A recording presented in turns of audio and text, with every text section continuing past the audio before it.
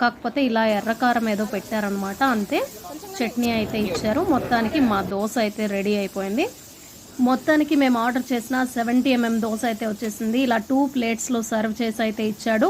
2 రకాల చట్నీలు అయితే ఇచ్చాడనమాట. పల్లీ చట్నీ అలాగే ఎర్రకారం చట్నీ అయితే ఇచ్చాడు.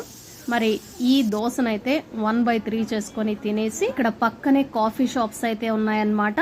ఇక్కడ ఒక కాఫీ అయితే తాగేసి ఇక మేము రూమ్కి అయితే బయలుదేరి వెళ్ళాం. ఇక ఈ షాప్స్ అన్ని చూసుకుంటూ రూమ్కి అయితే వచ్చేసామన్నమాట. ఇది మా డే 4 జర్నీ.